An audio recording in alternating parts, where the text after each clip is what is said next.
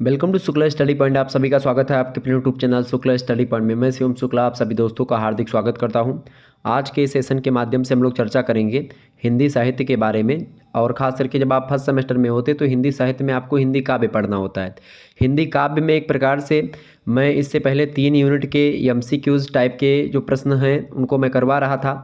तो ये जो 4th यूनिट है आपकी, जिसमें आपको भक्तिकालीन सगुण जो भक्ति शाखा से रिलेटेड कवि रहे, चाहे वो राम भक्ति शाखा की बात करें चाहे वो हम कृष्ण भक्ति शाखा की बात करें, तो उन कवियों के बारे में चर्चा करने वाले। खास करके आपके पाठ्यक्रम में संकलित तुलसीदास और सूरदास। तो तुलसीदास जो है राम भक्ति परंपरा से रिलेशन रखते हैं और सूरदास जी जो हैं वो कृष्ण भक्ति शाखा से संबंधित हैं। यानी कि दो परंपरा, मैंने भक्ति काल को 2 भागों में बांट करके आपको बताया था कि भाई एक निर्गुण जो शाखा वाले हैं, निर्गुण ज्ञानाश्रयी, और एक निर्गुण प्रेमाश्रयी है। तो 2 वो हो गई निर्गुण में। सगुण में अगर बात करें तो एक कृष्ण भक्ति शाखा और एक राम भक्ति शाखा। ठीक है, कृष्ण भक्ति शाखा पहले आती है, राम भक्ति शाखा उसके बाद में आती है। इसी प्रकार से जो ज्ञानाश्रयी है वो पहले आती है हिंदी साहित्य में, और जो प्रेमाश्रयी है वो थोड़ी बाद में आती है। यानी कबीरदास जो है मलिक मोहम्मद जायसी के पहले हैं, क्लियर, और सूरदास जो हैं वो तुलसीदास जी के पहले के हैं। समझ में आई चीज़ें? तो ये थोड़ा सा आपको दिमाग में रखना पड़ेगा, चूँकि जब आप ये दिमाग में रखते हैं तो फिर आपको एक प्रकार से पूरा आपका एक कॉन्सेप्ट क्लियर होता है। तो आज के वीडियो के माध्यम से हम लोग हिंदी में चर्चा करेंगे, हिंदी काव्य में खास करके भक्तिकालीन सगुण भक्ति शाखा से बनने वाले जो महत्वपूर्ण प्रश्न हैं, खास करके तुलसीदास और सूरदास से बनने वाले बहुत ही महत्वपूर्ण ऑब्जेक्टिव टाइप के प्रश्न, जो कि आपकी परीक्षा की दृष्टि से बहुत ही महत्वपूर्ण है। तो आप इस वीडियो को ज़्यादा से ज़्यादा शेयर करें और लाइक करें। क्लियर? चलिए, पहला प्रश्न आपकी स्क्रीन पर आ चुका, फटाफट से आप लोग देखने का प्रयास करेंगे। पहला प्रश्न सूरदास जी से रिलेटेड है। सूरदास जो हैं वो किस परंपरा के कवि माने जाते हैं? कृष्ण काव्य के, राम काव्य के, या संत काव्य के, या सूफी काव्य के? यहाँ पर चारों काव्य जो भक्तिकालीन हिंदी साहित्य में प्रचलित हैं वो चारों एक प्रकार से विचारधाराएं लिखी हैं। कृष्ण भक्ति शाखा से रिलेशन रखते हैं कौन? सूरदास जी। ठीक है। राम भक्ति शाखा से रिलेशन रखते हैं कौन? तुलसीदास जी। ठीक है। सूफी परंपरा से रिलेशन रखते हैं कौन? आपके पाठ्यक्रम में संकलित है मलिक मोहम्मद जायसी, वो। और इसके अलावा संत काव्य परंपरा से रिलेशन रखते हैं कबीरदास जी, वो भी आपके पाठ्यक्रम में संकलित हैं। क्लियर? सूरदास जी की बात की जाए तो सूरदास जी शुरुआती से ही जन्मांध थे, लेकिन जब आप इनके पद को पढ़ेंगे, आप जब सूर सागर के पदों को पढ़ेंगे या इनकी कोई भी रचना के पदों को उठा करके आप पढ़िएगा, तो ऐसा आपको बिल्कुल भी नहीं लगेगा कि ये जन्मांध थे, यानी कि ये बचपन से ही अंधे थे, ऐसा आपको बिल्कुल नहीं लगेगा। ठीक है। सूरदास जी की बात की जाए तो सूरदास जी का जन्म हुआ था 1478 ईस्वी में, मृत्यु हुई थी 1583 ईस्वी में। पारसौली नामक स्थान पर मृत्यु होती है इनकी, और इनका जन्म रुनकता नामक गाँव में हुआ था। कुछ लोग इनका जन्म सीही ग्राम बताते हैं। ठीक है। तो मतभेद है जन्म के संबंध में, ये बात ध्यान रखिएगा। और ये कृष्ण भक्ति धारा के प्रवर्तक माने जाते हैं, सर्वश्रेष्ठ कवि माने जाते हैं। ब्रज भाषा में अपनी रचनाएं लिखते थे सूरदास जी। इसके अलावा वात्सल सम्राट भी इनको कहा जाता है। श्रृंगार रस सम्राट और वात्सल सम्राट की उपाधि से विभूषित किया जाता है सूरदास जी महाराज को। ठीक है। और कृष्ण भगवान की सगुण लीलाओं के एक प्रकार से बहुत अच्छे तरीके से उन्होंने वर्णन किया है। पुष्टि मार्गीय शाखा से भी रिलेशन रखते हैं। आपको बता दूं कि ये पुष्टि मार्ग का जहाज इसलिए इनको कहा विट्ठलनाथ ने, गोस्वामी विट्ठलनाथ ने इनको पुष्टि मार्ग का जहाज कहा। पुष्ट मार्गीय शाखा को एक प्रकार से आगे बढ़ाने का काम करते हैं वल्लभाचार्य, जो कि विट्ठलनाथ के पिताजी हैं, और उन्हीं के शिष्य थे सूरदास जी वल्लभाचार्य के। वल्लभाचार्य के 4 शिष्य और विट्ठलनाथ के 4 शिष्यों ने मिलकर के, मतलब 4 शिष्य ये और 4 शिष्य वो, यानी विट्ठलनाथ के 4 शिष्य और उनके पिताजी वल्लभाचार्य के 4 शिष्य, ये मिलकर के अष्टछाप के कवियों का निर्माण करते हैं, जिनका संचालन कौन कर रहा था? विट्ठलनाथ गोस्वामी कर रहे थे। ठीक है। तो अष्टछाप के कवियों का संग्रह किसने किया था, इकट्ठा किया था? तो विट्ठलनाथ गोस्वामी विट्ठलनाथ, जो कि वल्लभाचार्य के शिष्य थे, मतलब वल्लभाचार्य के पुत्र थे। और वल्लभाचार्य के शिष्य कौन है? सूरदास हैं। ये बात ध्यान रखिएगा। क्लियर? तो सूरदास जी की अगर बात की जाए तो सूर के जीवन के संबंध में जो अंतः साक्ष्य की अपेक्षा बाह्य साक्ष्य अधिक जो है मिलता है हमको। नाभादास का भक्तमाल हो गया, गोकुलनाथ का 84 वैष्णवन की वार्ता हो गया। इसके अलावा यदुनाथ के वल्लभ दिग्विजय निजवार्ता और हरि रामकृत भाव प्रकाशावली, ये सब ग्रंथों में आप देखिएगा सूरदास जी के बारे में आपको जानकारी मिलेगी। हरिराम जी ने सूरदास जी का जन्म दिल्ली के निकट ब्रज के ओर पड़ने वाला एक गांव है, वहीं पर पड़ता है सीही गांव, वहां पर बताया कहा कि एक सारस्वत ब्राह्मण में इनका जन्म होता है। कुछ लोग इनका जन्म जो है अलग बताते हैं कि भाई जो मथुरा और आगरा से जो मथुरा जाने वाला जो रोड है, वर्तमान राजमार्ग है, उसी के निकट एक गांव पड़ता है रुनकता नामक गांव, वहां पर इनका जन्म हुआ था। ठीक है। जो भी हो, सूरदास जी की साधना यात्रा गऊ घाट से प्रारंभ होती है, जहाँ वे साधु ताई जो है अपना करके, यानी कि वो एक प्रकार साधु बन करके और एक प्रकार से रहने लगते हैं। वहीं वल्लभाचार्य से उनकी भेंट हो जाती है, और जब उनकी वल्लभाचार्य से भेंट होती है तो वहीं से एक प्रकार से उन्होंने उनके संप्रदाय में दीक्षित हो जाते हैं। और ख़ास करके आप सभी को पता होगा इनके संप्रदाय का क्या नाम है भाई, इनके संप्रदाय का नाम है शुद्धाद्वैतवाद। शुद्धाद्वैतवाद के प्रवर्तक हैं गोस्वामी वल्लभाचार्य। और वल्लभाचार्य की अगर बात की जाए तो शुद्धाद्वैतवाद परंपरा यानी दर्शन की एक परंपरा है शुद्धाद्वैतवाद। एक है अद्वैतवाद, ये पहले आता है द्वैतवाद, ठीक है। द्वैतवाद जो है उसको दिया माधवाचार्य ने, जिसको अनंत तीर्थ भी हम कहते हैं, ठीक है। और दूसरी विचारधारा आती है अद्वैतवाद की, अद्वैतवाद को दिया शंकराचार्य ने, ठीक है। फिर उसके बाद में आता है शुद्धाद्वैतवाद, वल्लभाचार्य ने दिया। विशिष्टाद्वैतवाद आता है, रामानुज ने उसको दिया। अच्छा, विशिष्टाद्वैतवाद से रिलेशन रखते हैं तुलसीदास, ठीक है, उस परंपरा पर चलते हैं। लेकिन शुद्धाद्वैतवाद पर चलते हैं कौन, वल्लभाचार्य, मतलब सॉरी सूरदास, ठीक है। वल्लभाचार्य उसके प्रवर्तक है, ये बात ध्यान रखिएगा। तो ये चीज़ें जो हैं आपको थोड़ा सा ध्यान रखनी पड़ेगी। पुष्टि मार्गी भक्ति साधना के प्रति ये समर्पित हो जाते हैं सूरदास जी। और बताया जाता है कि सूरदास जी का जन्म जो हुआ था वो एक प्रकार से 1478 ईस्वी में हुआ था, और वल्लभ संप्रदाय में उनकी दीक्षा जो हुई थी वो 1509 या 10 की ईस्वी के आसपास हुई थी। इनकी मृत्यु 1583 में हो जाती है, पारसोली ग्राम में हो जाती है। और ख़ास करके उनकी मृत्यु पर विट्ठलनाथ बड़े दुखी हुए थे, और विट्ठलनाथ जब बड़े दुखी हो जाते हैं इनकी मृत्यु पर, तो विट्ठलनाथ ने ही इनको कहा पुष्टि मार्ग का जहाज जात है, सो जाको कछु लेनो होए सो लेओ। ये विट्ठलनाथ ने कहा पुष्टि मार्ग का जहाज उनको, ये बात ध्यान रखिएगा। सूरदास जी की बात किया तो इनका प्रसिद्ध ग्रंथ है सूर सागर, बड़ा फेमस ग्रंथ है। इसके अलावा इनके और भी ग्रंथ हैं, जैसे कि सूर सारावली भी इनकी रचना है, और साहित्य लहरी भी इनकी रचना है। तो 3 इनकी रचनाएं जो हैं बड़ी प्रमाणिक हैं। सूरदास की एक प्रकार से जैसे सूर सारावली और साहित्य लहरी जो हैं, इन दोनों ग्रंथों की प्रामाणिकता में विवादास्पद भी कुछ प्रश्न उठाए गए हैं। हालांकि ये 3 रचनाएं इनकी एक प्रकार से सर्वसम्मति से मान्य होती हैं, कुछ इसमें थोड़ा सा हस्तक्षेप होता है, बाकी सारी रचनाएं इनकी ठीक है। इनकी रस योजना की बात की जाए तो इनकी रस योजना में खास करके कृष्ण भगवान से के इर्द गिर्द ही घूमती है। तो वात्सल रस का संबंध कृष्ण की बाल्यावस्था से है। श्रृंगार रस जो इनके रचनाओं में मिलता है वो जब भगवान श्री कृष्ण का यौवन अवस्था आती है उस समय के बारे में जब वर्णन करते हैं, तो श्रृंगार रस की पुष्टि होती है इनकी रचनाओं में। और जब शांत रस की पुष्टि होती है, सूरदास जब वृद्धावस्था में होते हैं तो वो उस समय एक प्रकार से शांत रस की कविताएं, मतलब शांत रस वाली कविताएं या फिर पद लिखते हैं जिसमें शांत रस प्रधान होता है। कुल मिलाकर के इनको एक प्रकार से वात्सल्य सम्राट कहा जाता है। संयोग श्रृंगार और वियोग श्रृंगार के भी छिटपुट वर्णन इन्होंने किए हैं। हालांकि श्रृंगार वर्णन में भी इनको एक प्रकार से महारत हासिल है, ठीक है। तो बड़े ज़बरदस्त तरीके से, और ख़ास करके सूरदास जी के आप काव्यों को जब पढ़ेंगे, इनके पदों को पढ़ेंगे, तो एक कहीं ना कहीं पे खंडन करते हैं। ये किसका खंडन करते हैं? निर्गुण संत परंपरा का खंडन करते हैं। जो निर्गुणों ने एक प्रकार से सगुण पर प्रश्न चिन्ह खड़े किए थे, उन सभी प्रश्नों का उत्तर देते हैं सूरदास जी गोपियों के माध्यम से, और उद्धव को एक प्रकार से यहाँ पर निर्गुण के माध्यम से। उद्धव को बड़ा घमंड हो जाता है कि भाई हमको बड़ा ज्ञान हो गया है, तो उद्धव जो होते हैं गोपियों के पास जो है जाते हैं, भगवान श्री कृष्ण भेजते हैं कि जाओ गोपियों के पास। तो जब यहाँ पर उद्धव आते हैं अपनी ज्ञान की गठरी लेकर के, तो गोपियाँ इनको ऐसे ज़्यादा मतलब इतना ज़्यादा परास्त कर देती हैं सगुण भक्ति से, कहती हैं कि उद्धव मन न भय 10-20 एक ही मन है, और वो सांवरों के संग गया है, सांवरों में लगा है, तो फिर दूसरा मन क्या। जब एक प्रकार से कहते कि जब सत्वं सब कुछ मिल रहा है सगुण परंपरा में कि सामने हमारे कृष्ण भगवान हैं, तो एक प्रकार से मैं क्यों एक प्रकार से दौड़ दौड़ कर इधर उधर फर्जी में चलूँ, योग करूँ, तप करूँ, यज्ञ करूँ, तमाम प्रकार के जतन करूँ, जब मुझे साक्षात भगवान श्री कृष्ण उनके दर्शन हो ही गए हैं और उनके दर्शन हो भी जाएंगे भविष्य में, और उनके साथ मैं खेली हूँ, तो मुझे क्या ज़रूरत है एक प्रकार से तमाम प्रकार की चीज़ें करने की। तो कुल मिलाकर के एक सगुण की प्रतिस्थापना और निर्गुण के प्रति एक प्रकार से आप देखिएगा उद्धव को एक प्रकार से डांट लगाती हैं, या उद्धव को एक प्रकार से उद्धव को कहती हैं कि आयो घोष बड़ो व्यापारी, खेप लादि गुर ज्ञान योग की ब्रज में यान उतारी, फाटक दैके हाटक मांगत भौरो निपट सुधारी। तो कहते हैं कि ये तुम जो ज्ञान की गठरी लेकर के आए हो गोकुल में, यहाँ पर ज्ञान लेने वाला कोई नहीं, तुम्हारा सारा ज्ञान तुम्हारा व्यर्थ है। यहाँ पर जिस प्रकार से भैंस के आगे, मतलब कि ज्ञानवान अगर भैंस के आगे बीन बजाओ भैंस खड़ी पगुराए, देहात में कहावत है गांव वगैरह में, तो भैंस के आगे आप बीन बजा रहे हो, उसको क्या पता कि सांप आ रहा है कि क्या आ रहा है, बीन बजाओगे तो क्या मतलब है, उसको मौज ले रही है अपना वो।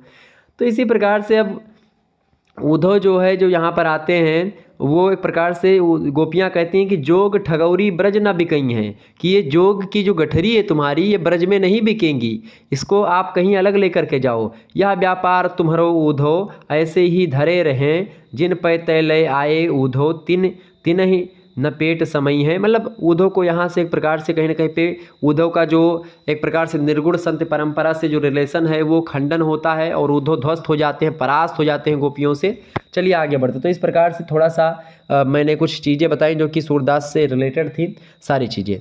आइए देखते हैं दूसरा प्रश्न आपकी स्क्रीन पर आ चुका। सूरदास के गुरु का क्या नाम था? सूरदास के गुरु का क्या नाम था भाई, फटाफट से आप बताएंगे। सूरदास जी के गुरु का नाम था वल्लभाचार्य। ठीक है, वल्लभाचार्य के पुत्र का क्या नाम था आपसे पूछे तो विट्ठलनाथ। विट्ठलनाथ ने पुष्टि मार्ग का जहाज कहा था किसको? सूरदास को। ठीक है, विट्ठलनाथ के 4 शिष्य और वल्लभाचार्य के 4 शिष्य, ठीक है, ये मिलकर के अष्टछाप के कवि बनाते हैं। ठीक है, अष्टछाप के कवि जो कि कृष्ण भक्ति परंपरा से रिलेशन रखते हैं। क्लियर? अच्छा, इसमें सूरदास भी एक थे, यानी कि सूरदास जी वल्लभाचार्य के शिष्य थे। अगला क्वेश्चन आप देखेंगे, पुष्टि मार्ग का जहाज निम्न में से किसे कहा जाता है? कुंभन दास, नंददास या फिर वल्लभाचार्य या सूरदास? अच्छा, कुंभन दास, नंददास और सूरदास ये तीनों एक प्रकार से आप देखिएगा ये तीनों जो है अष्टछाप के कवियों में शामिल हैं। वल्लभाचार्य जो हैं ये एक प्रकार से पुष्टि मार्ग का जहाज इनको नहीं कहा जाता है, ना ही कुंभन दास को और ना ही नंददास को। सूरदास को पुष्टि मार्ग का जहाज कहा जाता है। अष्टछाप के कवियों में प्रमुख कवि या श्रेष्ठ कवि हैं सूरदास, ये बात भी ध्यान रखेंगे। वल्लभाचार्य के शिष्य हैं सूरदास। नेक्स्ट क्वेश्चन आप देखें, चौथा नंबर प्रश्न है, सूर का काव्य किस दर्शन से प्रभावित था? विशिष्टाद्वैतवाद, अद्वैतवाद, शुद्धाद्वैतवाद या द्वैतवाद? तो मैंने आपको बताया था शुद्धाद्वैतवाद जो है ये वल्लभाचार्य का विचारधारा है, यानी वल्लभाचार्य इसके संस्थापक हैं। तो वल्लभाचार्य जो है चूंकि गुरु थे और संस्थापक किसके? शुद्धाद्वैतवाद के। तो ये जानिए कि शुद्धाद्वैतवाद का प्रभाव जो है सूरदास पर बहुत अधिक रहा है। तो शुद्धाद्वैतवाद यानी सूर का जो काव्य है वो शुद्धाद्वैतवाद दर्शन से प्रभावित है। और तुलसीदास जी का पूछेगा तो क्या बताएंगे? विशिष्टाद्वैतवाद। ठीक है, ये बात ध्यान रखिएगा। तो इसका करेक्ट आंसर क्या होगा आपका? इसका करेक्ट आंसर हो जाएगा शुद्धाद्वैतवाद। तो विशिष्टाद्वैतवाद के प्रतिपादक कौन है? तो इसके प्रतिपादक है रामानुज। कौन है भैया? रामानुज जी हैं। ठीक है, इसके अलावा अद्वैत की बात की जाए तो अद्वैतवाद के जो प्रवर्तक हैं आदि गुरु शंकराचार्य हैं इसके प्रवर्तक। और द्वैतवाद की अगर बात करें तो द्वैतवाद के प्रवर्तक है माधवाचार्य, और माधवाचार्य को ही एक और नाम से जानते हैं आप, आनंद तीर्थ भी कहा जाता है। तो आपसे पूछे द्वैतवाद के प्रवर्तक कौन है तो आप बताएंगे माधवाचार्य या फिर आनंद तीर्थ। आपसे पूछे अद्वैतवाद के प्रवर्तक कौन है तो आप बताएंगे शंकराचार्य हैं। आपसे पूछेगा शुद्धाद्वैतवाद के प्रवर्तक कौन है तो आप बताएंगे वल्लभाचार्य। आपसे पूछेगा विशिष्टाद्वैतवाद के प्रवर्तक कौन है तो आप बताएंगे कि रामानुज हैं। क्लियर? आगे बढ़ते हैं, अगला प्रश्न, पांचवा प्रश्न आपकी स्क्रीन पर आ चुका है। सूरदास की भक्ति किस प्रकार की भक्ति है? तो देखिए सूरदास की भक्ति जो है वो दास्य भक्ति बिल्कुल भी नहीं है, और उनकी भक्ति ना तो दाम्पत्य भक्ति है और ना ही माधुर्य भक्ति है। उनकी भक्ति कैसी है? उनकी भक्ति साख्य भक्ति है। कैसी भक्ति है? वो एक सखा मान करके भगवान श्री कृष्ण को अपना सखा मान करके और पूजा करते हैं, आराधना करते हैं, मनन चिंतन करते हैं। ठीक है, छठा क्वेश्चन आप देखेंगे, सूर सागर पर किस ग्रंथ का प्रभाव है? बताएं सभी लोग। महाभारत का, श्रीमद् भगवत गीता का, श्रीमद् भागवत का या हरिवंश पुराण का? तो श्रीमद् भागवत का, यानी श्रीमद् भागवत जो कथा होती है 7 दिनों की कथा होती है, आपको पता होगा जो श्रीमद् भागवत महापुराण होता है उसकी कथा होती है, तो उसी से संबंधित है, उसी से प्रभावित है सूर सागर। ठीक है, option number C correct answer होगा। अगला प्रश्न 7वां नंबर प्रश्न है, अच्छा इस कथा को, श्रीमद् भगवत कथा को सुनाया था किसने? इस कथा को सुनाया था किसको? राजा परीक्षित को सुनाया गया था। राजा परीक्षित को सुनाया था किसने?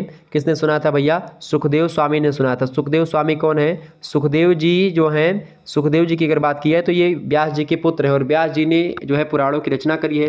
श्रीमद् भगवत पुराण की रचना व्यास जी ने ही करी है। तो व्यास जी चूंकि इनके पिताजी थे सुखदेव जी के, तो सुखदेव जी बड़े ज्ञानी थे। 88,000 ऋषियों की एक सभा लगी थी, उनमें से सुखदेव जी स्वामी को चुना गया था कि ये कथा सुनाएंगे राजा परीक्षित को श्रीमद् भागवत की। और तक्षक इनको एक प्रकार से मतलब इनको जीवन से मुक्ति के लिए कथा सुनाई गई थी, ताकि जो है, और लास्ट में क्या होता है, कथा सुनाते सुनाते इतना कथा अच्छी तरीके सुना देते हैं राजा परीक्षित को कि राजा परीक्षित अपना शरीर त्याग देते हैं और खुद ही एक प्रकार से शरीर इनके मतलब कि शरीर से आत्मा निकल जाती है, और तब तक्षक इनको आकर के भस्म कर देता है। ठीक है, क्योंकि ब्राह्मण का श्राप होता है इनको। श्रृंगी ऋषि इनको श्राप देते हैं। समीक ऋषि के पुत्र हैं, समीक ऋषि गले में सांप लपेट देते हैं राजा परीक्षित, और उसी के चलते उनके पुत्र श्रृंगी ऋषि श्राप दे देते हैं राजा परीक्षित को कि जाओ, तुमको जिस सांप को तुमने लपेटा है वही सांप जो है जिंदा होकर के तक्षक के रूप में तुम्हारा तो मतलब कि तुमको काटेगा। तक्षक जो है सांपों का राजा होता है तो काटेगा। तक्षक जो थे इंद्र के मित्र थे। तो जब जन्मेजय इनके पुत्र हैं, जन्मेजय का नाग यज्ञ एक रचना होगी, आप लोगों ने पढ़ा होगा। तो जन्मेजय का नाग यज्ञ की रचना है, आप पढ़ेंगे हिंदी में आगे चल करके, ठीक है। तो जन्मेजय जो है राजा परीक्षित के पुत्र होते हैं। जन्मेजय यज्ञ करवाते हैं, जन्मेजय राज मतलब कि वो सर्प यज्ञ करवाते हैं, सारे सर्पों को एक प्रकार से यज्ञ में आवाहित करते हैं। तो इंद्र का मित्र होता है तक्षक, तक्षक जाता है एक प्रकार से छिप जाता है। जब राजा परीक्षित को डस लेता है, जन्मेजय को लगता है कि हमारे पिता को इसने मार दिया, बदला लेने के लिए बहुत सारे ऋषियों को बुलाते हैं, ब्राह्मणों को बुलाते हैं, और उसके बाद में यज्ञ प्रारंभ हो जाती है। यज्ञ होती, सारे सांप गिर जाते हैं हवन कुंड में, सब खत्म हो जाते हैं। बस वही तक्षक इंद्र के सिंहासन के बगल में जाकर के लपेट कर बैठ जाता है। सिंहासन पर चूंकि बैठा है तो इंद्र उनके मित्र हैं, तो इंद्र उनकी सहायता करने के लिए आतुर होते हैं। लेकिन क्या होता है कि सर्वे देवता मंत्राधीना ते मंत्रा ब्राह्मणाधीना, वेदों में कहा गया है कि भाई जो देवता हैं वो मंत्रों के अधीन है, और मंत्र किसके अधीन है? ब्राह्मणों के अधीन है। मंत्र जो है एक प्रकार से सिद्धि कौन करता है? मंत्रों पर ब्राह्मण लोग सिद्धि करते हैं, ठीक है। तो ब्राह्मण यहाँ पर किसी वर्ग विशेष, जाति विशेष से नहीं तात्पर्य है, ठीक है, ध्यान रखिएगा। मतलब कि जो उसको पढ़ता है वही ब्राह्मण, ठीक है। तो उसको जानता है, उसकी महिमा को जानता है, उसकी सिद्धि को जानता है, तो मेहनत करनी पड़ती है। मंत्रोच्चारण के लिए बहुत मेहनत करनी पड़ती है, संघर्ष लगता है। तो वो एक प्रकार से इंद्र के आवाहन मतलब इंद्र के सिंहासन समेत आवाहन बुलवा देते हैं जन्मेजय। ब्राह्मणों से कहते हैं कि जो है पंडित जी बोल दीजिए, वही बोलिए, क्या बोलिए? इंद्र का पूरा आवाहन करिए। कहे क्यों तक्षक नहीं आ रहा? कहा कि इंद्र के सिंहासन पर बैठा हुआ है और वहीं पर इसीलिए नहीं आ रहा। कहा इंद्र के सिंहासन समेत बोल दो। तो इंद्र का सिंहासन समेत बोल दिया जाता है, वो आने लगता है। इंद्र का सिंहासन जो है वहाँ से इंद्रासन उठ करके आने लगता है, सिंहासन पूरा का पूरा इंद्र समेत यज्ञ में भस्म होने के लिए। तब ब्रह्मा विष्णु महेश आते समझाते, तो सारी चीज़ें संपन्न होती हैं। तो भ्रमर गीत में भ्रमर किसका प्रतीक है? बताए, फटाफट से आप बताने का प्रयास करेंगे। भ्रमर गीत में भ्रमर किसका प्रतीक है? तो भ्रमर गीत में भ्रमर जो है किसका प्रतीक है भैया? गोपियों का, कृष्ण का, उद्धव का या ब्रह्मा का? तो भ्रमर गीत में जो भ्रमर प्रतीक है ये उद्धव का प्रतीक है। Option number B correct answer हो जाएगा। ये सब प्रश्न आपकी परीक्षा में पूछे जाएंगे, ध्यान रखेंगे। अगला प्रश्न है, अब ये मत कहिएगा कि हमारी परीक्षा में ऑब्जेक्टिव नहीं आता, लिखित आता है, तो उसको लेकर के आप बहुत ज़्यादा परेशान हैं। तो परेशान मत होइए उसको लेकर के, ठीक है, कि सर जी आप लिखित नहीं करवा रहे हैं, ऑब्जेक्टिव करवा। लिखित वालों के लिए जो व्याख्या खंड है पूरा मैंने करवा ही दिया है, व्याख्या खंड आप देखिए तब तक, ठीक है। इसके अलावा और भी चीज़ें आपको जो हैं वो मिलती रहेंगी धीरे धीरे, क्लियर। आगे प्रश्न है अगला आपका, सूरदास को पुष्टि मार्ग का जहाज किसने कहा? तो किसने कहा पुष्टि मार्ग का जहाज सूरदास को? मैंने आपको बताया था, विट्ठल नाथ ने कहा था। Option number B correct answer होगा। अगला प्रश्न 9वां नंबर देखिएगा, सूरदास की मृत्यु किस स्थान पर हुई थी? पारसोली नामक स्थान पर हुई थी सूरदास की मृत्यु, ठीक है। और जो है खंजन नयन रूप रसमाते, ये पद का गायन करते हुए सूरदास जी का निधन हुआ था 1583 ईस्वी में। नेक्स्ट क्वेश्चन आप देखेंगे, अगला प्रश्न है 10वां नंबर, सूरदास के काव्य में भक्ति का कौन सा स्वरूप नहीं है? देखिए, साक्ष्य भक्ति इन पे मिलेगी आपको, माधुर्य भक्ति भी इनकी रचनाओं में आपको दिखेगी, दास भक्ति तो नहीं दिखेगी बिल्कुल भी, वात्सल्य भक्ति दिखेगी। यानी साक्ष्य भक्ति दिख सकती है, वात्सल्य भक्ति तो खूब दिखती है, माधुर्य भक्ति भी दिखती है, लेकिन इनमें दास भक्ति नहीं दिखती है। दास भक्ति किस में दिखती है? तुलसीदास जी जो है वो एक प्रकार से राम जी को राम जी का दास अपने आप को मानते हैं और इस प्रकार से दास भक्ति को मान करके रचना लिखते हैं, ठीक है। तो ये बात ध्यान रखिएगा। अच्छा, दास भक्ति में आप देखिएगा तो कबीर दास को जब आप देखते हैं, कबीर के राम को लेकर के कबीर कहते हैं मतलब कि कबीर कूता राम का मोतिया मेरा नाव। मतलब कबीर अपने आप को एक प्रकार से तुलना करते हैं, कुत्ते से तुलना करते हैं अपने आप की। कहते हैं कि भाई जो है मैं मतलब जैसे एक मालिक होता है, मनुष्य होता है और एक कुत्ता होता है, तो कुत्ता मनुष्य के इशारों पर चलता है। मनुष्य जो भी चाहे उसको मारे चाहे डांटे कुछ भी करे, लेकिन वो कुत्ता मनुष्य के लिए हमेशा वफादार होता है। तो इस संदर्भ में वहाँ पर चीज़ें एक प्रकार से कबीर कहते हैं कि कबीर कूता राम का मोतिया मेरा नाव, ठीक है। और गले राम की जेवड़ी जित खीते तित जाऊँ, मतलब जित जहाँ पर राम मतलब जहाँ पर चाहिए जहीं विधि राखे राम ताहीं विधि रहिए, तुलसीदास भी कहते हैं। तो तुलसी के राम और कबीर के राम में एक तरफ कुछ समानताएं भी दिखती हैं और अंतर भी आपको मिलेगा, अभी चर्चा कर रहे हैं हम। तो दास भक्ति आपको यहाँ पर नहीं मिलेगी, ये बात ध्यान रखिएगा। सूरदास में माधुर्य भी मिल सकती है आपको, वात्सल्य, साक्ष्य भक्ति तो बहुत ज़्यादा मिलेगी। आगे देखिएगा, अगला प्रश्न आपकी स्क्रीन पर आ चुका, 11वां नंबर प्रश्न है, आचार्य रामचंद्र शुक्ल के अनुसार नवीन प्रसंगोद्भावना करने वाली प्रतिभा सर्वाधिक किस कवि में है? तो आचार्य रामचंद्र शुक्ल जो है मतलब कि किस में है, क्या प्रश्न पूछा गया है? प्रश्न पूछा गया है आचार्य रामचंद्र शुक्ल जो है किसको या किसके बारे में कहते हैं कि नवीन प्रसंगोत्भावना उद्भावना करने वाली प्रतिभा जो है वो सर्वाधिक किस कवि में है? तो सूरदास में है। Option number A correct answer होगा। 12वां नंबर प्रश्न है पुष्टि मार्ग में पुष्टि का अर्थ क्या है? तो पुष्टि का मतलब होता है भगवान की कृपा या भगवान की अनुग्रह। Option number A correct answer होगा। नेक्स्ट क्वेश्चन से 13 नंबर, सूरदास को जीवन उत्सव का कवि किसने कहा? तो जीवनोत्सव का कवि कहा पंडित रामचंद्र शुक्ल, आचार्य रामचंद्र शुक्ल ने कहा जीवनोत्सव का कवि सूरदास को। 14 नंबर क्वेश्चन आप देखेंगे, प्रवास जनित वियोग के संदर्भ में सूर की काव्य कला का उत्कृष्ट रूप दिखाई देता है मुरली माधुरी, बाल छवि वर्णन में या वात्सल्य वर्णन में या भ्रमर गीत प्रसंग में? किसमें मिलता है भैया? तो प्रवास जनित वियोग के संदर्भ में सूर की काव्य का उत्कृष्ट रूप जो दिखाई देता है वो भ्रमर गीत प्रसंग में दिखाई देता है। ऑप्शन नंबर इसका डी करेक्ट आंसर होगा। नेक्स्ट क्वेश्चन आप देखेंगे, फटाफट से एक बार सभी लोग वीडियो को शेयर कर दीजिएगा और लाइक कर दीजिएगा, ठीक है। चलें आगे बढ़ते हैं। अगला क्वेश्चन आपकी स्क्रीन पर आ चुका। 15वां नंबर प्रश्न है, वात्सल्य और श्रृंगार के क्षेत्रों में जितना अधिक उद्घाटन सूर्य ने अपनी बंद आंखों से किया है उतना किसी अन्य कवि ने नहीं किया है। सूर्य के संबंध में यह वक्तव्य किस आलोचक का है? बड़ा जबरदस्त वक्तव्य है ये, आचार्य रामचंद्र शुक्ल ही ऐसा कह सकते हैं जो है सूरदास जी के बारे में। Option number B correct answer होगा। वात्सल्य और श्रृंगार के क्षेत्रों में जितना अधिक उद्घाटन सूर्य ने अपनी बंद आंखों से किया है उतना किसी अन्य कवि ने नहीं किया। ये बात रामचंद्र शुक्ल कहते हैं। सूरदास और तुलसीदास और केशवदास के बारे में एक जो है दोहा प्रचलित है कि सूर्य सूर्य तुलसी शशि, सूर्य सूर्य तुलसी शशि, उड्डुगन केशवदास अबिके कवि खद्योतसम जहाँ तहाँ करत प्रकाश। सूर्य सूर्य तुलसी शशि, सूरदास जो है वो सूर्य के समान जो है उजाला करने वाले हैं। तुलसी शशि, तुलसी चंद्रमा के समान शीतलता प्रदान करते हैं, ठीक है, और उजाला करते हैं। जो है जितना चंद्रमा आवश्यक है उतना सूर्य ही आवश्यक है, ठीक है। सूर्य चंद्रमा, सूर्य सूर्य तुलसी शशि, उड्डुगन केशवदास, उड्डुगन का मतलब होता है जुगनू। तो जुगनू की भांति एक प्रकार से कौन है? केशवदास कौन है? सॉरी केशवदास कौन है?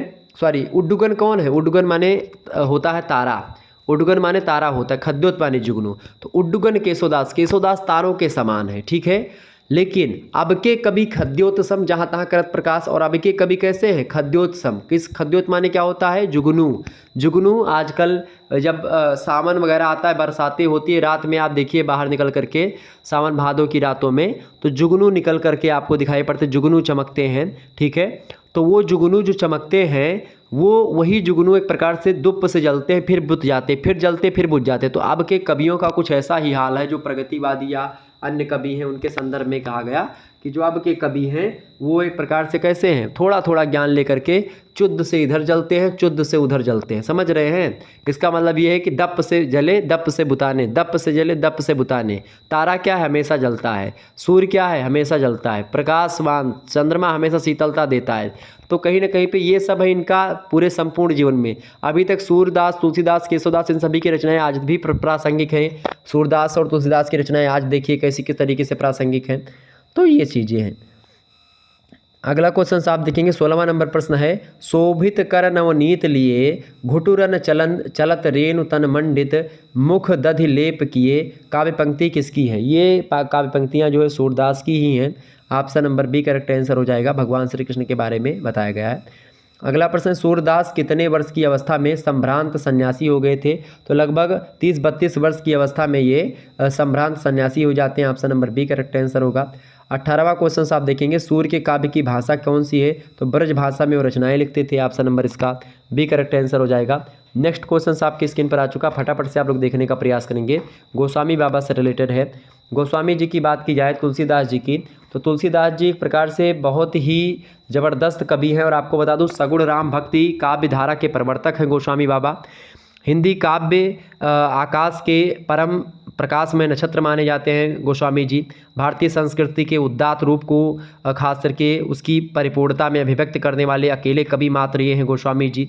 नाना पुराण निगमागम सम्मत और छौ शास्त्र सब ग्रंथन को रस, इस प्रकार से तुलसी हो करके तुलसी की काव्य जो है मौलिकता में अन्य सभी काव्यों की अपेक्षा श्रेष्ठ है। तुलसी की जो बातें होती हैं वो मौलिक है, खुद की हैं, वो किसी से कॉपी नहीं करते हैं। तुलसी ने उसमें एक प्रकार से अपने रचनाओं में आप देखिएगा बहुत एक प्रकार से बहुत विलक्षण प्रतिभा है, उद्भावना शक्ति प्रखर है, उर्वर कल्पना है इनके काव्य में। उत्कृष्ट काव्य कला के योग को एक प्रकार से समन्वित करते हैं, भव्य काव्य का निर्माण करते हैं।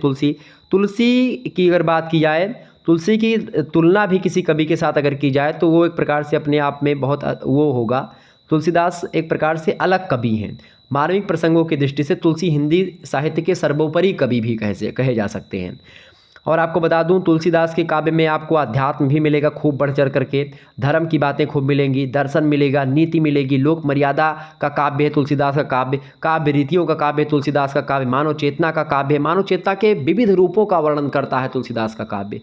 आप देखिएगा, तुलसी की काव्य साधना की प्रमुख विशेषता है समन्वयवाद की। वो तुलसीदास एक तरफ बात करते समन्वयवाद की। तुलसीदास कहते हैं कि राम सो बड़ो है कौन, मोसो कौन छोटो, राम सो खरो है कौन, मोसो कौन खोटो। कहते हैं एक भरोसो एक बल, एक आस विश्वास, एक राम घनश्याम ही चातक तुलसीदास। जिस प्रकार से कबीरदास कहते हैं कि कबीर कूता राम का मोतिया मेरा नाव, गले राम की जियोड़ी जित खेते तित जाऊं। तो इस प्रकार से तुलसीदास और कबीरदास के राम जरूर अलग अलग है, सगुण और निर्गुण में बटे हुए हैं, लेकिन तुलसीदास के राम जहाँ दशरथ पुत्र राम है और उन्हीं को पार ब्रह्म समझते हैं, वहीं एक प्रकार से कबीरदास वो दशरथ के राम की बात नहीं करते, वो निर्गुण पार ब्रह्म की बात करते हैं राम रूप में। ठीक है, तो इस प्रकार से दोनों के राम में अंतर जरूर है। और खास करके तुलसीदास की अगर बात की जाए तो इनके जन्म के संदर्भ में कई सारी बातें कही जाती हैं। और गोस्वामी बाबा के बारे में जो प्रश्न है, आइए हम चर्चा करते हैं कि भाई क्या क्या प्रश्न इनसे बन सकते हैं। तो तुलसीदास जी बड़े जो है ज़बरदस्त कवि इसलिए भी हैं चूँकि ये काव्य लिखते हैं तो कुछ लोग जब ये लिखने लगे अवधि में तो लोगों ने कहा कि इनको संस्कृत नहीं आती। जो वहाँ के जैसे अस्सी घाट या अयोध्या के जो बाबा जो पुजारी थे, पंडित थे, उन लोगों ने प्रश्न चिन्ह खड़ा किया तुलसीदास पर कि शायद इनको संस्कृत नहीं आती, इसीलिए लोग भाषा में अवधि में रचनाएं लिख रहे हैं। ठीक है, अवधि में गाते हैं।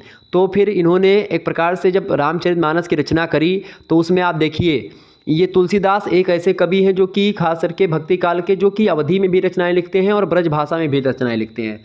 तुलसीदास की जो रामचरितमानस है उसमें उन्होंने संस्कृत में भी शुरुआत में मंगलाचरण लिखा, जैसे कि वर्णानाम मर्त संघानाम रसानाम छंदसामपि मंगलानाम चकरतारो बंदे बाणी विनायको भवानी शंकरो बंदे श्रद्धा विश्वास रूपिणो याभ्याम बिना न पश्यंति सिद्धा स्वांतास्तमीश्वरम वंदे बोधमयम नित्यम गुरुम शंकर रूपिणम।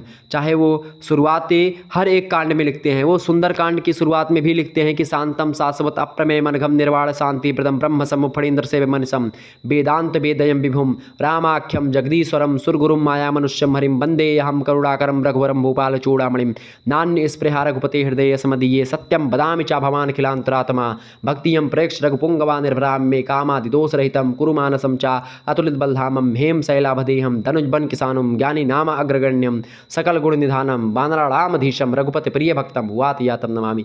ये है तुलसीदास। तुलसीदास ना केवल हिंदी के कवि हैं बल्कि संस्कृत की भी एक प्रकार से गहरी जानकारी उनमें है। संस्कृत ही नहीं बल्कि वो ब्रज भाषा में भी एक प्रकार से अपनी रचनाएं लिखते हैं। ठीक है, रहीमदास के मित्र भी थे तुलसीदास। रहीमदास अब्दुल रहीम खान खाना जो कि बैरम खां के पुत्र थे।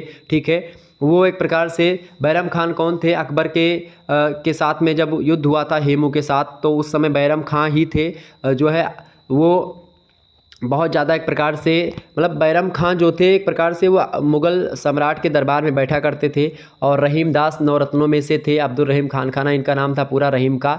रहीमदास के मित्र थे ये। और रहीमदास जो है ब्रज भाषा में लिखते थे, तुलसीदास अवधि में लिखते थे। तो रहीमदास से बातचीत हुई और उन्होंने कहा कि अच्छा ठीक है, ब्रज भाषा में लिखते हैं। तो ब्रज भाषा में लिखने की एक प्रकार से जो सीख या फिर उनसे मिली वो रहीमदास से मिली। तो रहीमदास भी बड़े ज्ञानी व्यक्ति थे। तुलसीदास से कहा था उन्होंने कि भाई यहाँ पर रहो, कवियों के मतलब जो है संगत में रहो, मतलब कि राजा महाराजा के यहाँ पर रहो, आश्रय मिल जाए। लेकिन तुलसीदास तुरंत मना कर देते हैं कि नहीं, मुझे किसी आश्रय की आवश्यकता नहीं। तुलसीदास का आश्रय तो एक ही है, एक भरोसो एक बल एक आस विश्वास, एक राम घनश्याम ही चातक तुलसीदास, उसका और कौन है। तो आश्रय बस एक ही, अपने आप को दास मान लेते हैं। तन मन धन सब कुछ तेरा, तेरा तुझको अर्पण क्या लागे मेरा, ये भक्ति है। दास से भक्ति है तुलसीदास की। वो अपने आप को समर्पण कर देते हैं प्रभु श्री रामचंद्र के चरणों में कि जो कुछ भी हो, अब आप हो, आपके आगे मेरा कुछ नहीं, संपूर्ण जीवन। चूँकि बचपन से ही आप देखते हैं तुलसीदास का नाम राम बोला था, पैदा हुए तुरंत राम नाम इनके मुख से निकला। कहा जाता है कि इनके 32 दांत जब पैदा हुए थे तभी से थे। ये पैदा हुए थे तो लगभग ये सभी बच्चे 9 महीने पर पैदा हो जाते हैं, 12 महीने के बाद पैदा हुए थे। अभोक्त मूल नक्षत्र में पैदा हुए थे, जिस नक्षत्र में पैदा होना एक प्रकार से बुरी बात माना जाता है। और जब इनकी ये एक प्रकार से तुलसीदास जी की बात की है तो इनके दांत जो है बचपन से ही जमे हुए थे कहा जाता है। और ख़ास करके आप देखते हैं तुलसीदास जी एक प्रकार से जब ऐसे चीज़ें इनको देखा जाता तो लोगों को लगा कि भाई ये कुछ बच्चे से अलग है, तो लोग मतलब इनके माता पिता जो थे उन्होंने इनको एक प्रकार से छोड़ दिया। तो ऐसी स्थिति में क्या हुआ कि ये बेचारे जो है अनाथ हो जाते हैं और ऐसे में नरिहरदास नरिहरदास जी का वरदहस्त प्राप्त होता है। नरिहरदास जी के शरण में रहते हैं तो दीक्षा गुरु नरिहरदास ही इनके ही हैं, नरिहरानंद या नरिहरदास चर्चा करते हैं। तो सरयू पारीण ब्राह्मण थे, 16वीं शताब्दी में गोंडा में इनका जन्म होता है। गोंडा सरयू पारीण ब्राह्मणों का गढ़ है एक प्रकार से, जहाँ से मैं बिलोंग करता हूँ। तो यहाँ पर सब सरयू पारी ब्राह्मण ही हैं। और ख़ास करके आप देखते हैं ये समाजशास्त्रीय अध्ययन से अगर देखें तो यह बताता है समाजशास्त्र का अध्ययन कि ये एटा के सोरो में इनका जन्म हुआ था। और कुछ लोग बताते हैं बांदा में इनका जन्म हुआ था, राजापुर नामक ग्राम में हुआ था। ठीक है, तो सरयू पारीणों के होने की कल्पना निराधार है। और यही सत्य है कि तुलसीदास के जन्म जो हुआ था वो गोंडा जिले के पस्का के में स्थित एक सूकर खेत है, उसी में राजापुर नाम का एक गांव है, उसमें आत्माराम दुबे जी हुआ करते थे। उन्हीं आत्माराम जी दुबे जी के पुत्र थे ये। ठीक है, सरयू के उत्तर में राजापुर और दक्षिण में कंचनपुर गांव है, जहां के दीनबंधु पाठक जी थे, उनकी पुत्री थी रत्नावली, उन्हीं से विवाह हुआ था तुलसीदास जी का, ये बात ध्यान रखिएगा। परंतु क्या हुआ कि कभी कभी क्या होता था कि ये तुलसीदास जी जो थे ये एक प्रकार से जब शुरुआत में इनकी शादी वादी हो जाती है तो अपनी पत्नी रत्नावली से बड़ा प्रेम करते थे। तो एक दिन क्या हुआ कि इनकी ये भिक्षा मांगने बाहर गए थे या कहीं कीर्तन वगैरह करने गए थे, तो जब लौट करके घर पे आते तो रत्नावली मायके चली जाती बिना बताए तुलसीदास को। फ़ोन उन तो होता नहीं था पहले कि फ़ोन मिला दिया, ये कर दिया वो कर दिया, तो चली जाती हैं। अब जब वो चली जाती हैं तो तुलसीदास जी को लगता है कि भाई क्यों चली गई, क्या बात है, दिमाग में प्रश्न चिन्ह खड़े हो रहे थे। ठीक है, वो तो था नहीं कि भाई चिट्ठी लिख दिया व्हाट्सअप कर दिया कि ये हुआ। तो ये उसी रात में 12 बजे रात के ही निकल जाते हैं, अर्धरात्रि में ही जाते हैं, अपने ससुराल निकल जाते हैं।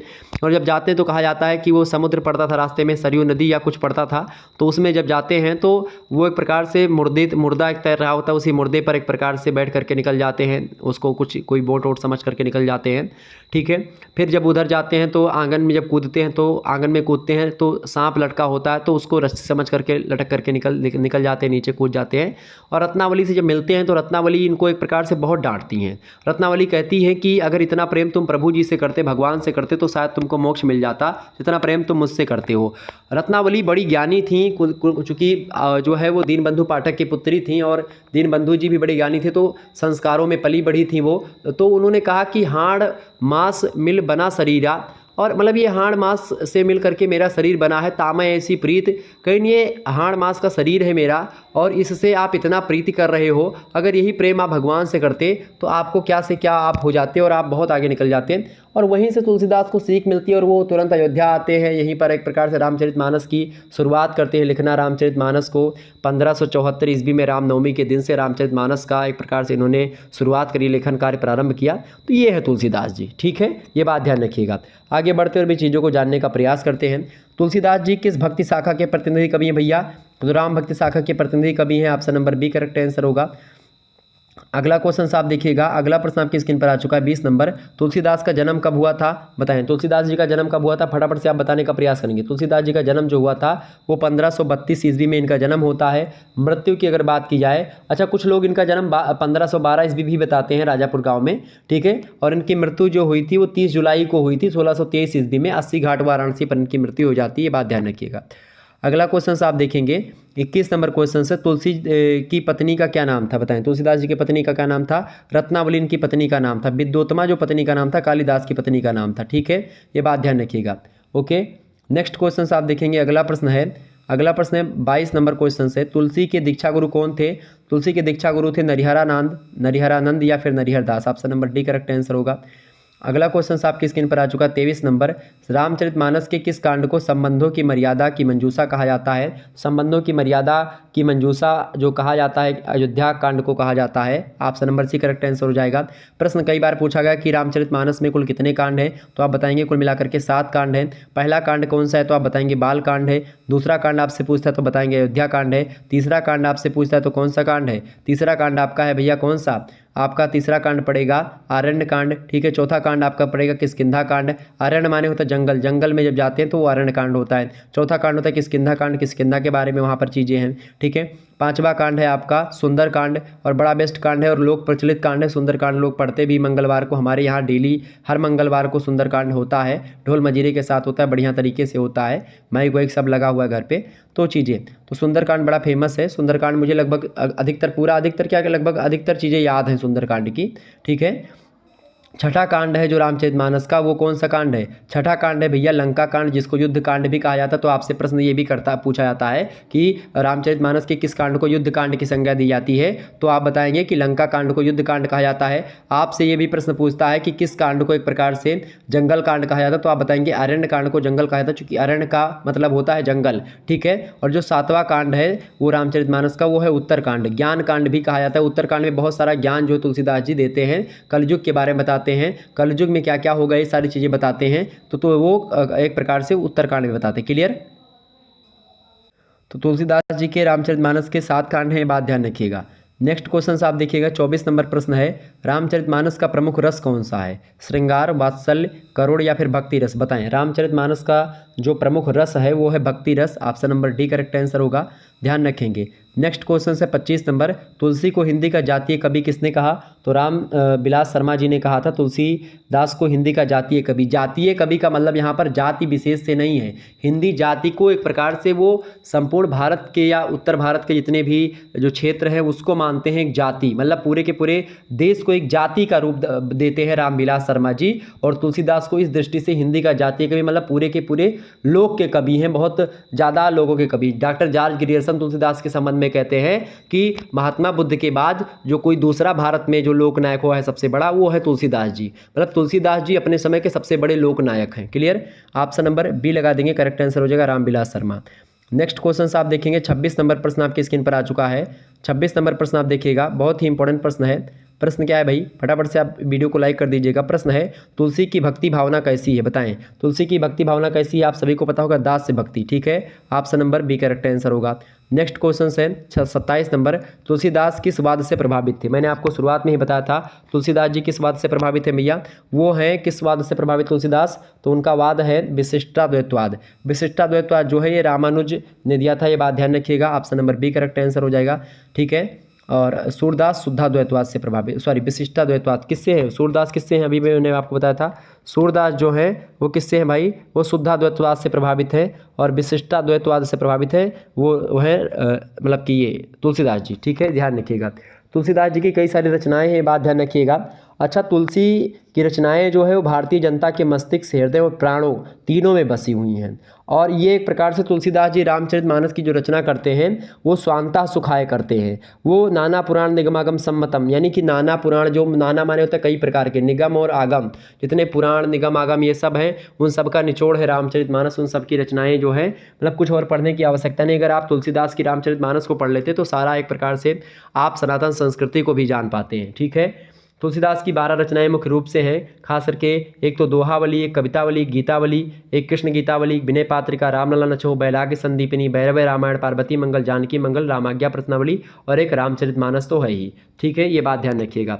तो तुलसीदास जी जो है वो ज्ञान और भक्ति में अंतर नहीं मानते हैं। वो कहते हैं भक्त ही ज्ञान ही नहीं कछु भेदा, वो अगुण और सगुण में कोई भेद नहीं मानते हैं। अगुणे सगुणे नहीं कछु भेदा, ठीक है। वो एक प्रकार से सगुण निर्गुण की एक प्रकार से स्थापना करते, सगुण निर्गुण का समन्वय करते हैं।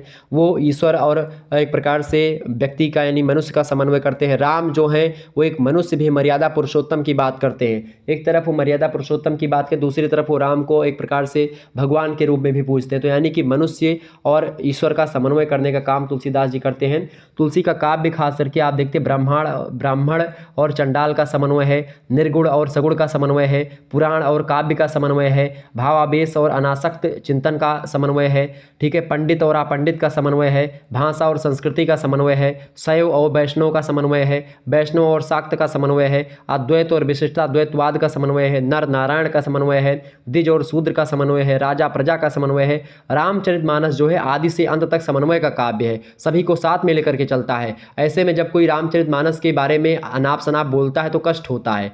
तो ऐसी स्थिति में रामचरितमानस को अगर आप केवल आलोचनात्मक दृष्टि से देखेंगे या एक प्रकार से उसको देखेंगे कि भाई इसको हमको किस तरीके से खारिज ही करना है, तो आप चूँकि जो भाव होते हैं, जो विचार होते हैं, वो किस समय कहे गए हैं और किस परिस्थिति में कही जा रही बातें हैं और कौन कह रहा है उस समय, वो तुलसीदास नहीं कह रहे होते हैं। कुछ चीज़ें तुलसीदास जो जैसे जो रावण बातें कह रहा है, जो मेघनाथ बातें कह रहा है, वो तुलसीदास जी नहीं कह रहे हैं। जो रामचरितमानस में जो राम जी बातें कर रहे हैं, मतलब जो नायक बातें कर रहा होता है, वो कविता मतलब कि वो बातें जो होती हैं वो एक प्रकार से कवि की बातें होती हैं, लेखक की बातें होती हैं। ठीक है, ये बात ध्यान रखिएगा। तुलसीदास जो है वो कलिकाल के बारे में कहते हैं कि जीविका विहीन लोग सी दिमान सोच बच कहा एक एकन सो कहाँ जाई का करी। तो तुलसीदास जी एक प्रकार से कहीं ना कहीं पे कलिकाल का जो वर्णन है वो पहले ही बता देते हैं कि भाई कलयुग में ऐसी ऐसी चीज़ें होंगी, सारी चीज़ें बता दी। 28 नंबर प्रश्न है, रामचरितमानस की भाषा कौन सी है, बताएं। रामचरितमानस की भाषा कौन सी, अवधी भाषा है। ठीक है, ये बात ध्यान रखिएगा, option number C correct answer होगा। अगला प्रश्न है 29 नंबर, तुलसी ने मुक्ति के 2 प्रकार बताए, कौन कौन से। तुलसी ने मुक्ति के 2 प्रकार बताए हैं, एक है भाई उसमें से विदेह और एक है जीवन। Option number A correct answer होगा। अगला प्रश्न है 30 नंबर, रामचरितमानस महाकाव्य का मेरुदंड को किसे कहा जाता है। अयोध्या कांड को रामचरितमानस महाकाव्य का मेरुदंड कहा जाता है। Option number B correct answer होगा। अगला प्रश्न है 31 नंबर, अयोध्या कांड तुलसी कृत रामचरितमानस का है, बताएं। चौथा कांड, प्रथम कांड, द्वितीय कांड, तृतीय कांड, चतुर्थ कांड। तो अयोध्या कांड द्वितीय कांड है। तो पूछोगे सर जी पहला कांड क्या है, तो बाल कांड है। दूसरा कांड कौन है, अयोध्या कांड है। तीसरा कांड कौन सा, अरण्य कांड है। चौथा कांड कौन सा है भाई, मैंने आपको बताया किष्किंधा कांड। पांचवा कांड है सुंदर, छठवां कांड है लंका और सातवां कांड है उत्तर कांड। ठीक है, ध्यान रखेंगे। अगला प्रश्न है 32 नंबर, तुलसीदास के काव्य को कहा जाता है अध्यात्मवादी, परंपरावादी, साम्यवादी या लोकवादी। 1 मिनट। तो तुलसी का जो काव्य है वो कैसा है भैया, तुलसी का काव्य जो है वो लोकवादी है। ठीक है, option number D correct answer हो जाएगा।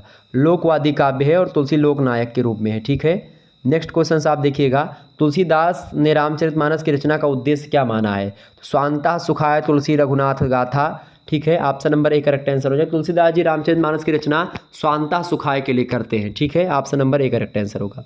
अगला प्रश्न है 34 नंबर, रामचरितमानस में अयोध्या कांड के पूर्व का कांड कौन है। पूर्व मतलब अयोध्या कांड से पहले कौन सा कांड आता है, तो यानी पहले कांड की बात कर रहा है, यानी कि बाल कांड। ठीक है, तो अयोध्या कांड से पहले का कांड कौन सा है भाई, बाल कांड है। Clear, option number C correct answer होगा। अगला प्रश्न है, रामचरितमानस का प्रारंभ तुलसी ने कहाँ पर किया था। तो रामचरितमानस का प्रारंभ तुलसीदास जी ने लिखना प्रारंभ किया था अयोध्या से। Option number B correct answer होगा। 36 नंबर क्वेश्चन से, रामचरितमानस की रचना कब आरंभ की गई थी। तो रामचरितमानस की जो रचना आरंभ की गई थी वो रचना आरंभ की गई थी भैया 1574 ईस्वी में, रामनवमी के दिन आरंभ की गई थी। ये बात ध्यान रखिएगा। 1631 विक्रमी। ठीक है, option number A correct answer हो जाएगा। 1631 विक्रमी, यहाँ पर विक्रमी कर लीजिएगा, ईस्वी नहीं, संवत 1631 विक्रमी में प्रारंभ हुआ था। अगर सन निकालेंगे तो 1574 आपका मिलेगा। नेक्स्ट क्वेश्चन आप देखेंगे 37 नंबर, तुलसी का सारा काव्य समन्वय की विराट चेष्टा है, तुलसी के संदर्भ में यह कथन किस आलोचक का है। तो ये हजारी प्रसाद द्विवेदी जी का कथन है कि तुलसी का सारा काव्य क्या है, समन्वय की विराट चेष्टा है। नेक्स्ट क्वेश्चन आप देखेंगे 38 नंबर है, तुलसी कृत रामचरितमानस किस भाषा में है। तो अवधी भाषा में है। Option number B correct answer हो जाएगा। तुलसीदास के रामचरितमानस कौन भाषा में भैया, अवधी भाषा में। ठीक है, ध्यान रखिए ये बात। तो इस प्रकार से तुलसीदास जी के बारे में बहुत सारी बातें मैंने आपको बता दी। तुलसीदास जी की बात की जाए तो इनकी मृत्यु के संबंध में मैंने नहीं बताया। मृत्यु इनकी 30 जुलाई को हुई थी 1623 ईस्वी में, 80 घाट पर हुई थी। बनारस में 80 घाट है। 80 घाट एक मूवी भी बनी है जहाँ पर शूटिंग हुई थी वो। ठीक है, तो 80 घाट मैं कई बार गया हूँ, चूँकि बनारस में BHU में पढ़ा तो वहाँ पर जाने आने का सौभाग्य मुझे मिला। ठीक है, तो एक प्रकार से आप लोगों ने समझे बहुत सारे प्रश्न जो कि आपकी परीक्षा की दृष्टि से बहुत महत्वपूर्ण थे। यही प्रश्न आपकी परीक्षा में आएंगे। फटाफट से वीडियो को लाइक और शेयर कर दीजिएगा। धन्यवाद, मिलते हैं नेक्स्ट वीडियो में। बहुत बहुत धन्यवाद।